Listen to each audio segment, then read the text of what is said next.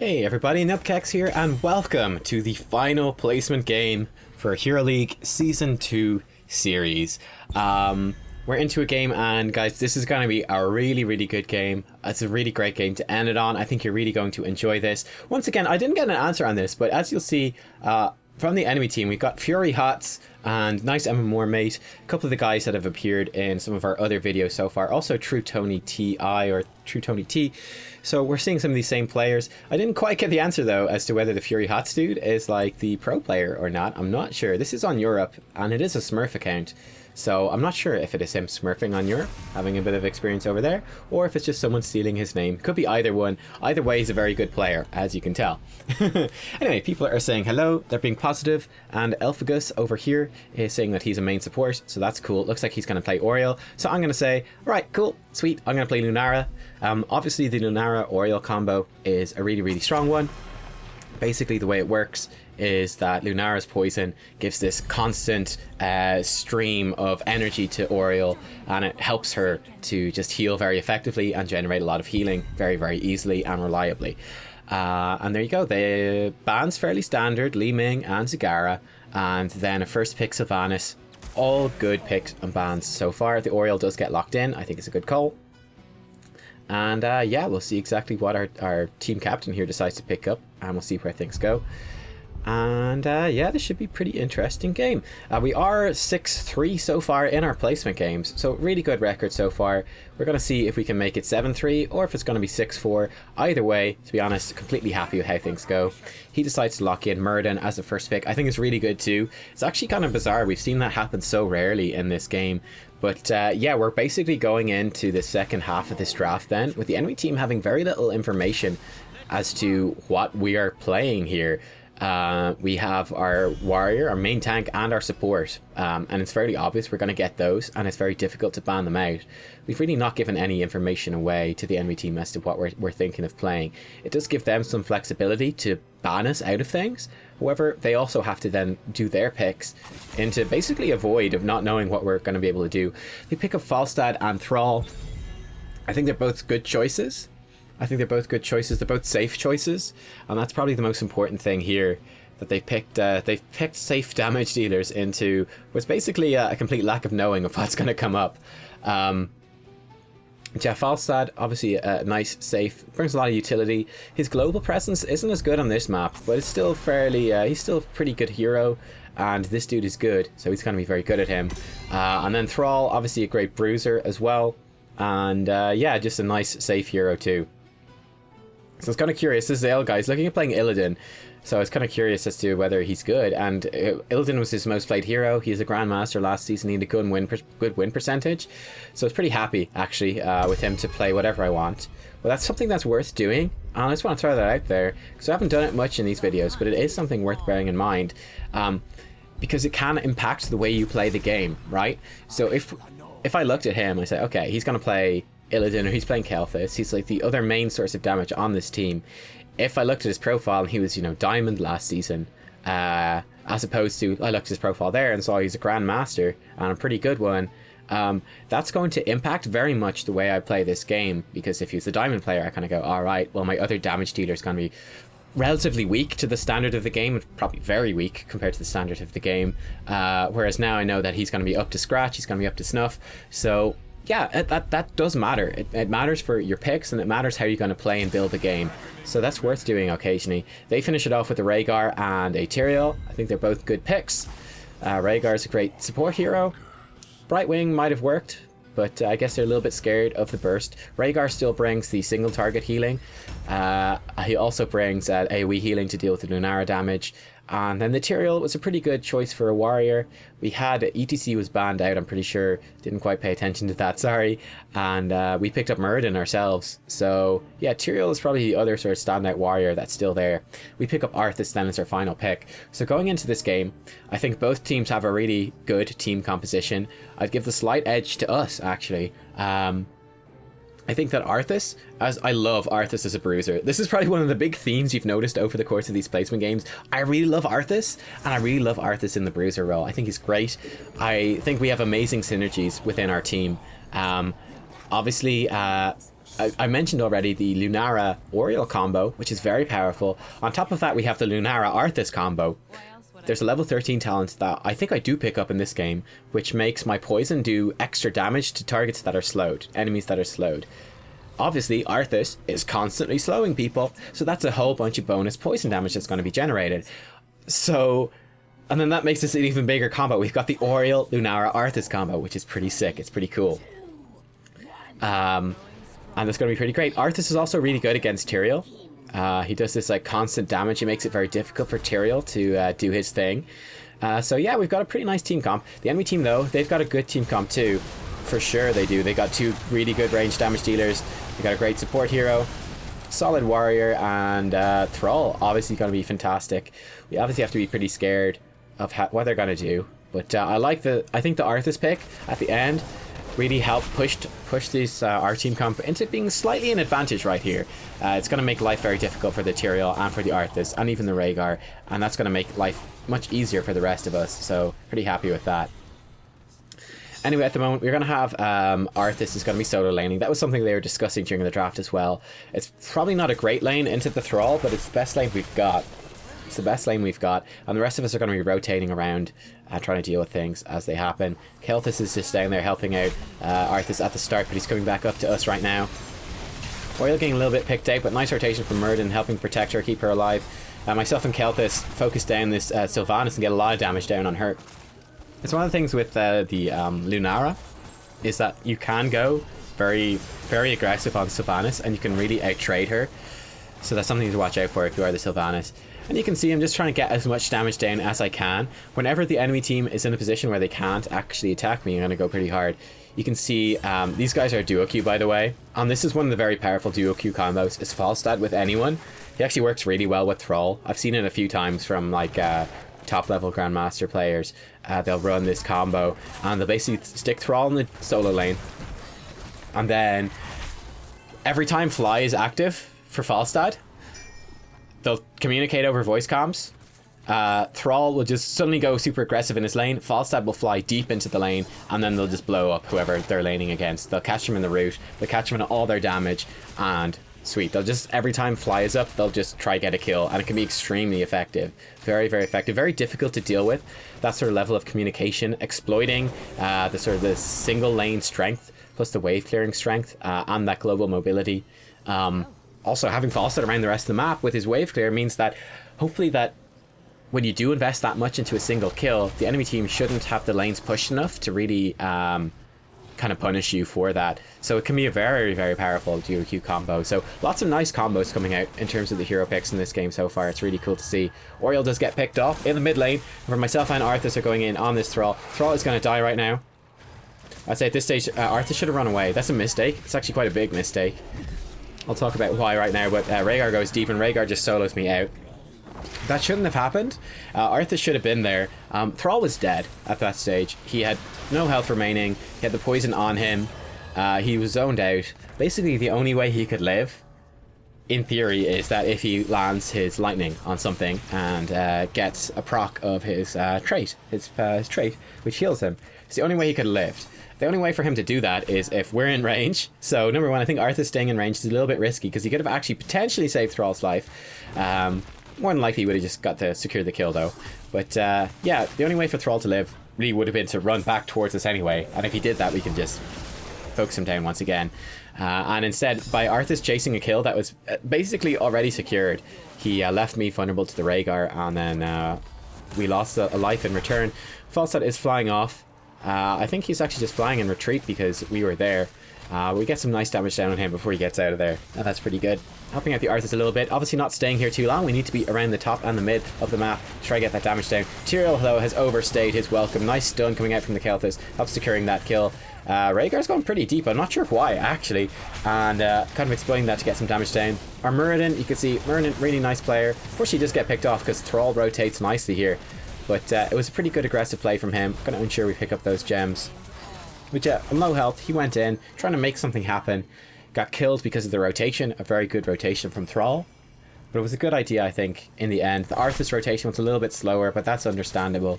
So I think that's just a good effort by our Myrddin, but mostly just well played by the enemy team. pretty even game so far. The enemy team is winning slightly, unfortunately. They are half a level up, but it's not lost yet, guys. Don't worry, it's not lost yet. We're still in this. Once again, you see that what I was talking about? That false death thrall combo coming out. Arthas does just about survive this time, though, so that's good.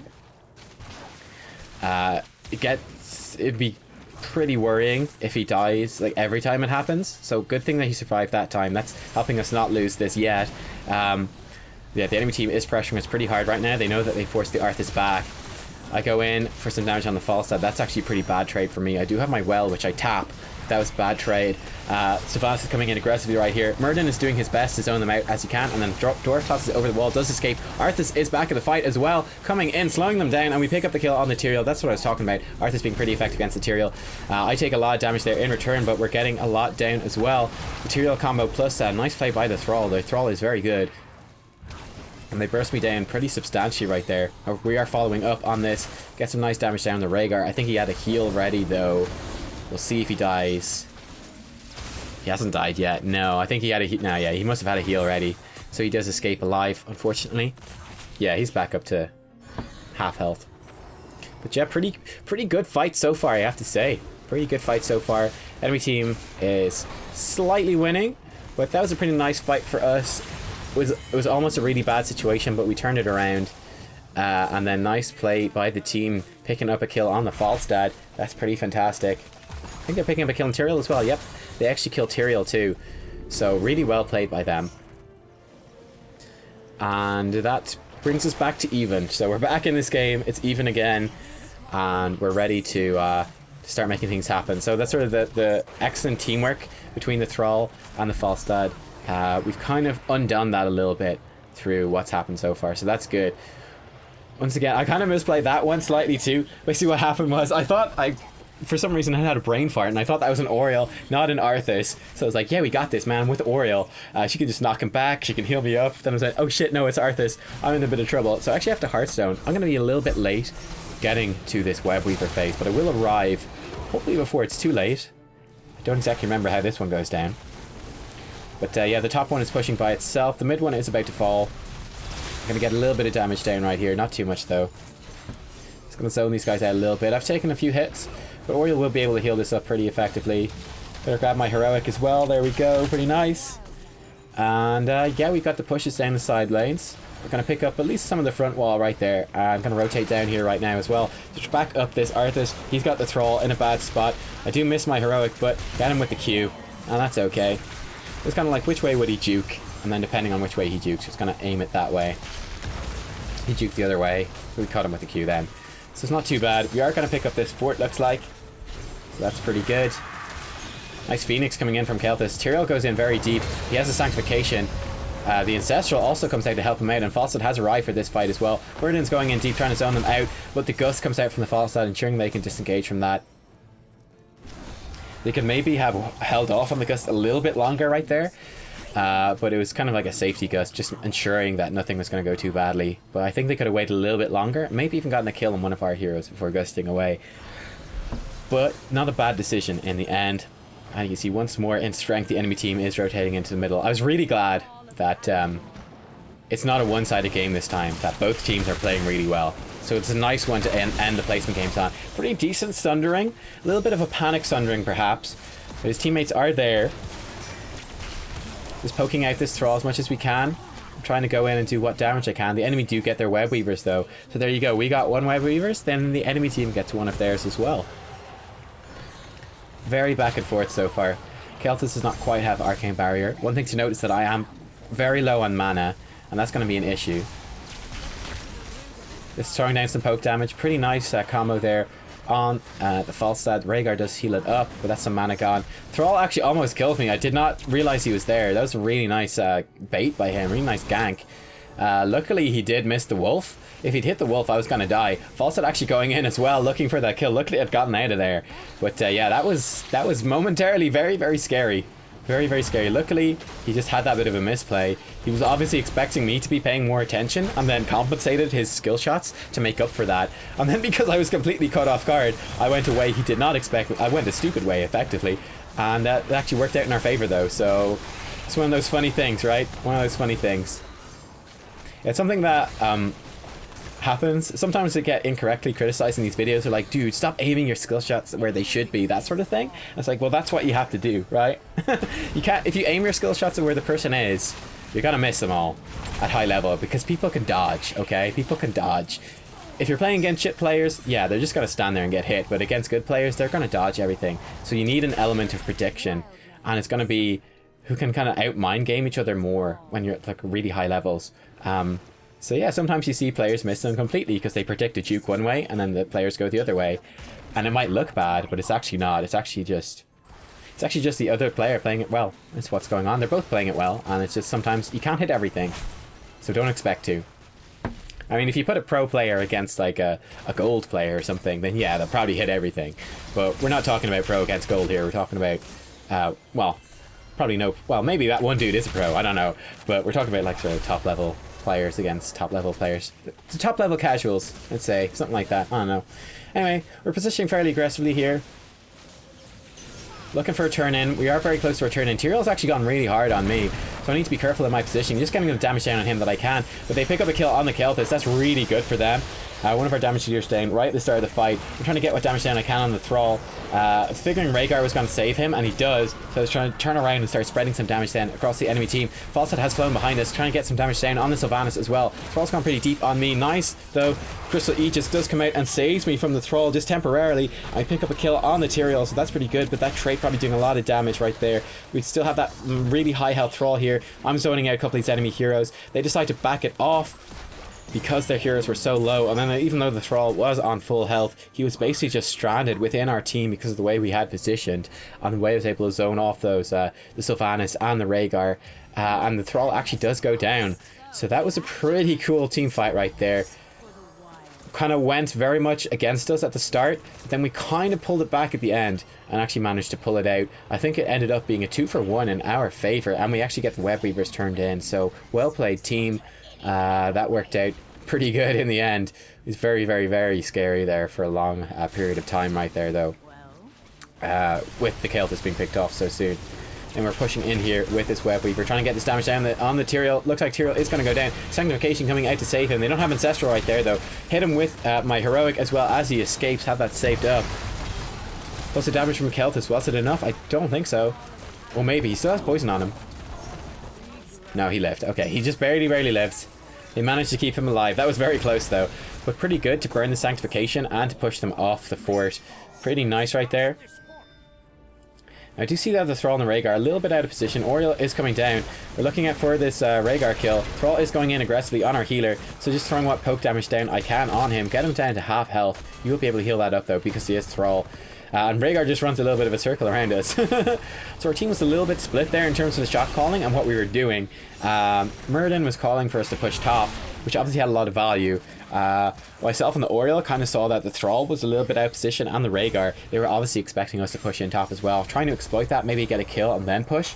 So us being a little bit split didn't quite work out in our favor. That being said, we do get a lot of damage down all the same, but yeah, just a little bit of split shot calling right there. And something that can happen for sure is like when you have a bunch of really good players, they can both make really good calls. It's like either one, if we'd kind of gone all in on either one, it probably would have worked out. If we'd all pushed top, it probably would have worked really well. If we'd all gone for that gank mid, it probably would have worked really well. And just the different players having slightly different values, we go for the two different things, and then we actually get less value than we would have if we just all committed to the one thing. But both making, the thing was that we were both making fairly legitimate calls. So yeah, it's kind of funny how that worked out. Anyway, we are up a talent tier here, which is how we're able to be so aggressive on the map. The enemy team is playing from a disadvantage. I was a little bit scared actually clearing out that wave. I was a little bit scared that they might know where my teammates were and then just dive me with a Falstad and kill me. So that was kind of scary right there, but I took the risk to clear out that wave, get it sort of slow pushing, and get a couple extra gems, and it got away with it, so that's pretty good. Myrddin takes some hits, but he's Myrddin. Very difficult to kill him. And we're kind of rotating in here, trying to push them back as well. Getting some nice damage down. Hit a bunch of the heroes.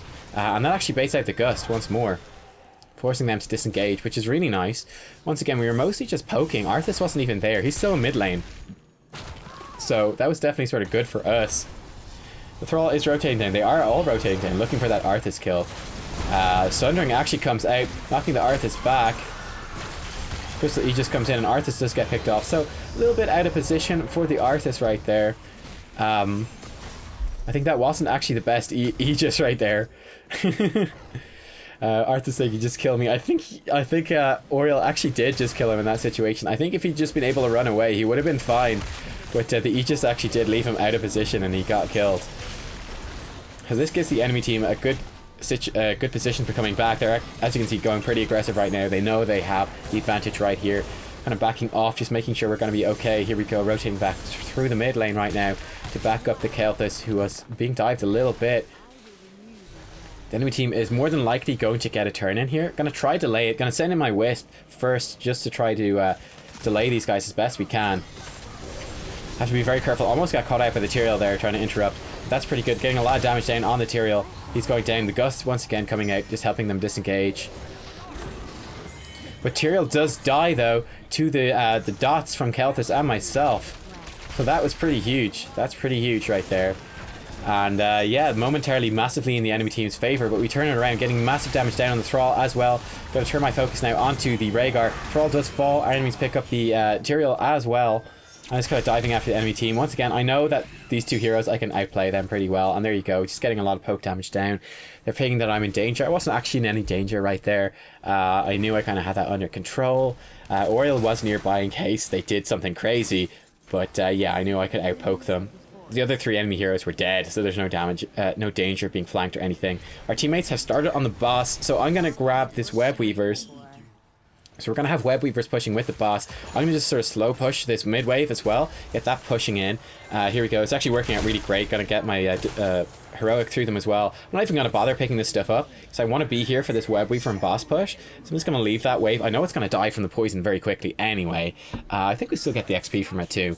And there you go. Grab that shrine. As you can see, if you look at that mid wave, what I did there actually worked out really well. Instead of the Web Weaver spawning at our fort and pushing down, it's now actually spawning just outside the enemy's keep wall, and it's also spawning in with a bunch of minions backing it up. So that was, I think, worthwhile. Got the healing fountain too. There we go. Thrall actually explodes before he can be saved. So that is massive. That is massive. The keep is going down. Oriel is almost dead as well, though, on the other side, but someone else goes down. I think it was Sylvanas. Gets some nice damage down on Falstad. Falstad is revealed thanks to my level 1 talent, so we know where he is. Kel'Thuz is, you can see, roaming down there looking for the kill. I think he gets him over the wall with probably a flame strike combo. Very, very powerful. Throwing some damage down here, but we are on the core. We've got a almost full health boss. It's 60% health on that boss. Half health Web Weaver as well. Rhaegar coming around. He gets picked off. Tyrael is just AFK. He knows this is game. And there you go, guys. GG. I thought that was a really good game. I thought that was a really good one. I really enjoyed that. It was very back and forth for a lot of it. But we just pulled it out in the end. I think we did have a bit of a team comp advantage, and that's what kind of swung it a bit in our favor towards the end. But certainly the enemy team got some nice picks. We got some nice picks. There were times when it looked like the enemy team was winning, times when it looked like we were winning.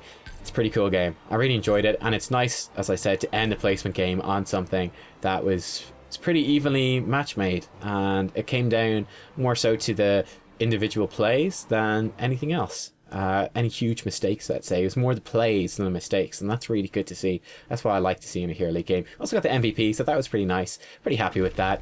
And we do get placed into Diamond 3, halfway up, which is the maximum placement you can get, and leaves us in a really good position to push for Grandmaster now that our placement games are done with. And there you go, there's the stats. As you can see, we did a ton of damage, an absolute ton of damage.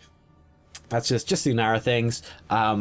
It's just we had a really good composition to enable it. There is the talent build I went for in this particular game, and yeah, I think it worked out really well in this one. I think it worked out really, really well.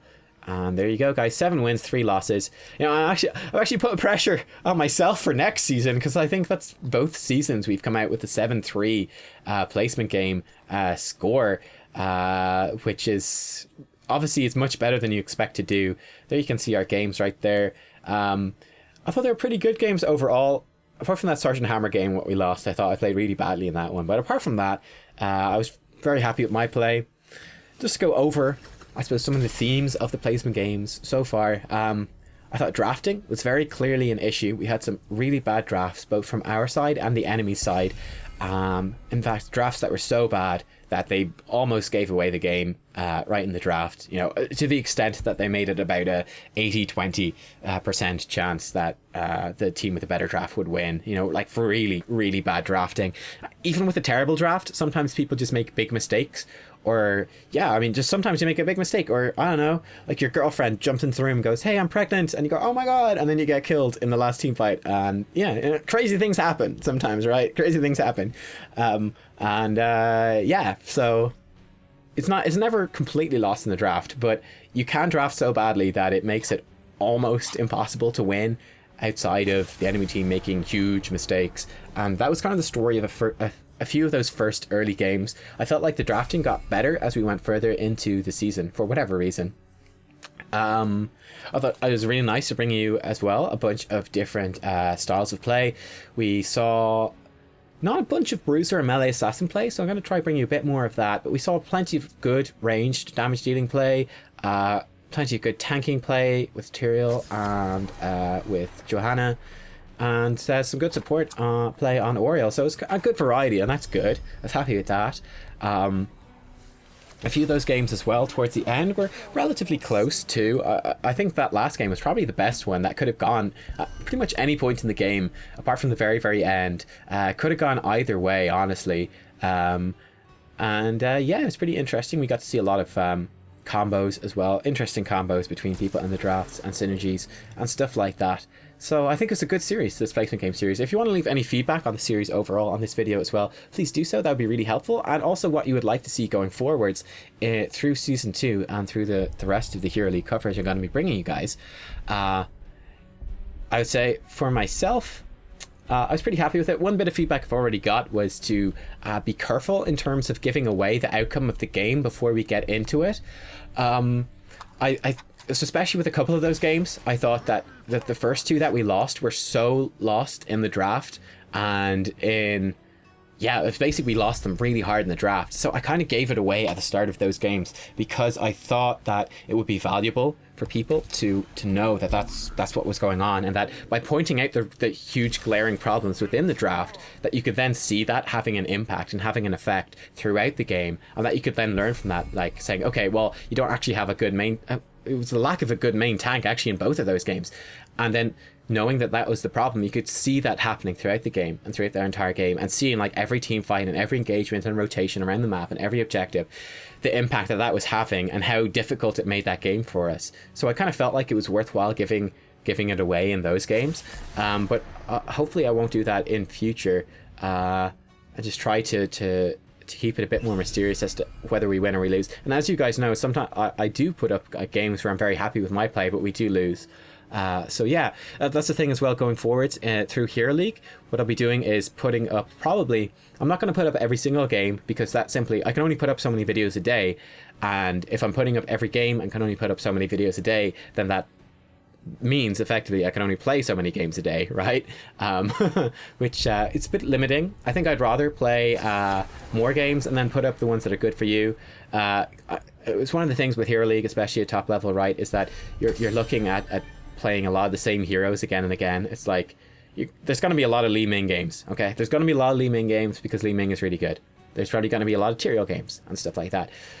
So if I ever do get, if it ever does work out that I'm in one of those games where we find that perfect niche for that slightly weirder hero to come in, like, I don't know, if we get a game where it's like, all right, this is a Diablo game. Diablo's really good, but you only play him in very certain circumstances. So if we ever do get, I might need to play 30 or something ranked games before we come across a situation where I go, okay, now this is Diablo one. This is one for Diablo. Then I can bust them out and give them a go and show you guys that video. And I'll just, generally speaking, try to bring you videos of the ranked games that I think interesting things happen in, or worthwhile things happen in, whether they be good or bad, or even a mixture of the two. And we'll see what we can make from that. Yeah, I'm hoping for more balanced games like this last game, where I think both teams played well. I was kind of a little bit disappointed, I guess, overall with the placement games, that a good few of them, especially ones with the bad drafts at the start, that a lot of the games were quite one-sided. It's much more fun when you have games that can kind of go either way, and that there's kind of a bit of back and forth going in them. It's not as fun when they're super one-sided. So hopefully as we go further into the season, we get more of a variety of closer games. We'll see how things go. And there you go. I'll also probably look into doing some dual queue games with friends and stuff like that, and we can see some of these dual queue combos, and what we can work out. And yeah, that's that basically. Give it a like, guys, if you liked this as well. If you can leave a like on the first episode of the series, or this last one especially, are probably the most important ones to leave likes on, just in terms of the search engine and stuff like that, and people finding the series. These will be probably the episodes with the most views and likes and stuff, so just adding any extra onto that will help me get found and help out the channel. And yeah, do leave, as I said, any feedback you have down below. Hope you guys learned some fun stuff. I think I will go for this sort of structure for the placement games every season. I think it's pretty good way to do it. And yeah, I mean, again, just any thoughts you have, anything you would like to see, let me know, and I'll consider it. And yeah, see what sort of things that most people want to see, and I'll try to bring you guys all that sort of stuff. Do stay tuned for more Hero League things. I will bring you, one suggestion I did get, which I will follow up on, so you don't need to say this one again, but I will bring you probably every promotion and demotion game that we do play. All right, I will bring you those ones, because they're obviously the more exciting ones, okay, where there's more pressure on the player, on me personally, so that should be interesting. But there you go. Very happy with the Diamond 3 placement. I was completely expecting it, of course. I think even if we lost all the games, we probably still would have got Diamond 3. So yeah, I mean, it's more the climb then afterwards that comes into it. So it's kind of one of the nice things about the placement games, is that there's not too much pressure. And yeah, there you go. It's still, though, 7-3, better record than I was expecting. Aiming for 5-5 pretty much every season. That's what you're aiming for. Presuming you were at a spot that was roughly indicative of your level in the previous season, you should be looking for about a 5-5 placement game thing. And yeah, let's see how the climb goes. Fingers crossed. It'd be kind of sad if we lose all the next few games and go back to Diamond 4. Hopefully that won't happen. We'll see how it goes, though. But hopefully you guys will be around for all of that. I'll see you all then. Thanks for watching, everyone. See you all next time. Bye-bye.